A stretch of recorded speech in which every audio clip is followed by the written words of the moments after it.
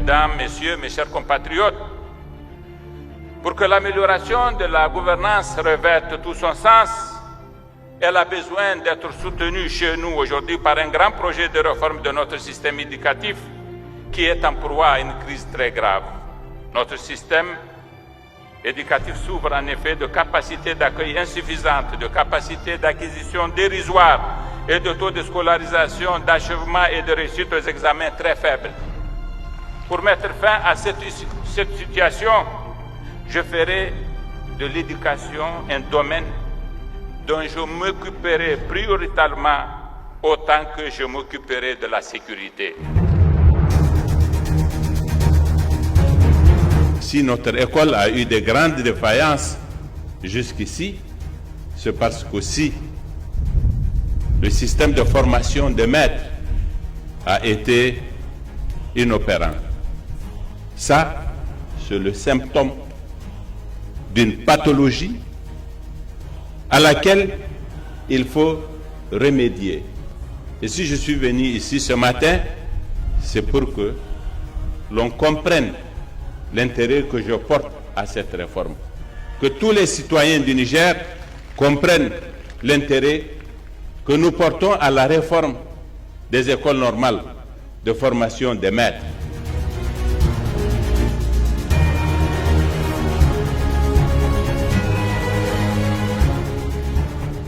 Il y a un adage qui dit que, aussi long soit-il, un voyage, il commence par le premier pas. C'est le premier pas que nous faisons comme ça. Aujourd'hui, notre ambition, mon ambition, c'est dans 40 ans. Il faut que dans 40 ans, nous ayons des milliers d'ingénieurs dans les nouvelles technologies pour qu'ils soient en mesure de faire en sorte ce que font les autres pays. Nous allons injecter à peu près 3000 enseignants chaque année de façon systématique, auxquels, du moins pour le moment, c'est mon ambition très forte, je promettrai la possibilité de les recruter directement comme fonctionnaires de l'État dans le cadre d'un travail honnête, d'un travail marqué au coin de l'éthique. C'est ça que j'attendrai du ministre de l'Éducation nationale et de l'ensemble de ses collaborateurs. Il nous faut être sérieux.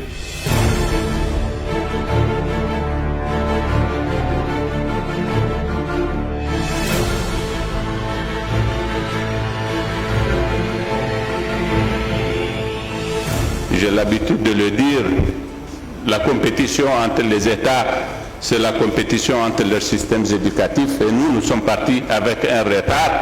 Nous ne devons pas en être complexés, mais ça ne doit pas non plus nous servir d'alibi pour justifier que nous restions toujours en retard. Voilà pourquoi, plutôt, nous devons nous battre pour avancer, pour rattraper ce retard et être fiers de nous.